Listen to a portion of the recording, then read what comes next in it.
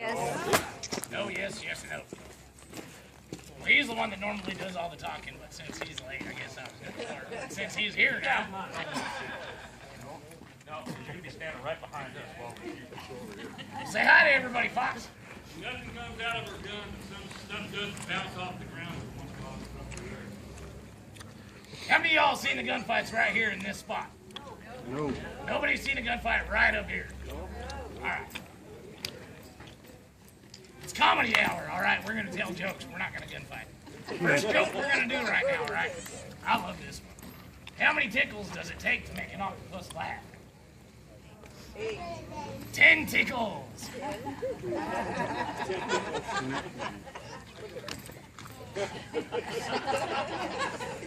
Told you to quit drinking that water. Well, we want to welcome you to Oatman, Arizona. Now, how many of y'all here for the first time? Well, nice to meet y'all. It's always nice shooting at new people. Now, how many of y'all here from California? There's a few, so we got to give a warning label. We always give the warning label. We got people in the audience from California, New York, or Chicago, because they all tend to be jumpier than all the rest.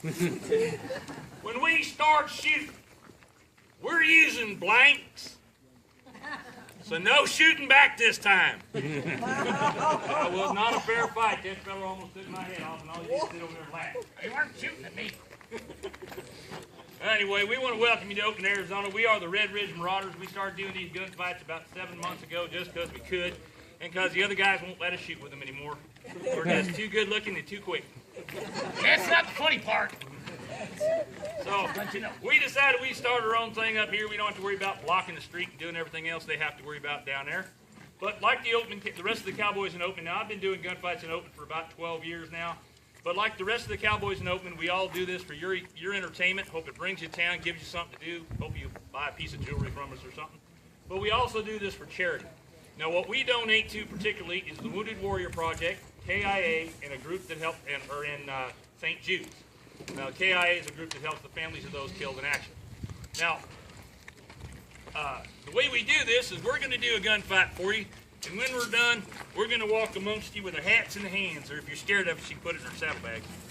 Anyway, and ask you politely for the change in your pocket or $1 or $2 to our cause. Where are you going to go see a show for $1?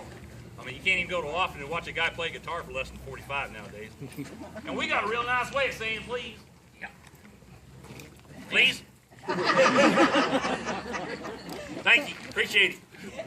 Anyway, we want to welcome you to Oatman, Arizona. Now, Oatman is not a town. It is a mining camp. It was never a town. It was never incorporated into the state of Arizona. The only reason it exists out here in these mountains is strictly because of gold.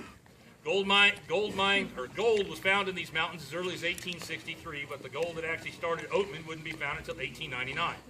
Now, in 1901, a consolidation of 5 post offices along a 5-mile stretch down into one were consolidated into one, and that one post office was called the Blue Ridge Post Office, simply because it's set in the middle of what was called the Blue Ridge Mountains. In 1856, when Senator Colonel Wheeler came through these mountains, he named everything above Kingman the Black Mountains and everything below Kingman the Blue Ridge Mountains. So this was the town of Blue Ridge because it's set in the middle of the Blue Ridge Mountains, and the post office said it was Blue Ridge. So it was Blue Ridge, Arizona until 1908, when it got changed to Oatman, Arizona, because of a book that got circulated around through town written by a girl named Olive Oatman. When that book got circulated through the town, all the miners read it, thought she's a pretty woman and gone through a really rough ordeal. So they all took a vote and voted to change the name of the town from Blue Ridge to Oatman. It's been Oatman, Arizona ever since.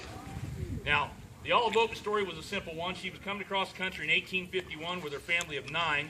When somewhere around Gila Bend, they got separated from the wagon train they were running with, and shortly after that, they were attacked by the Yavapai Indians. Out of a family of 9, everyone was killed except for a young son named Lorenzo, who was 15 at the time. He was left for dead and survived the attack. Marion Oatman, who was 7, and Olive Ann Oatman, who was 14, were taken captive by the Yavapai Indians. Now, they would spend a year with the Yavapais, and then they were traded to the Mojave Indians down in the Colorado River. There they spent 4 years with the Mojave Indians. 3 years into that, Mary Ann died of starvation. But it was not because the Indians were trying to be cruel or trying to starve her out. It was because even the Indians were dying of starvation. There were extreme droughts in this part of the country between 1840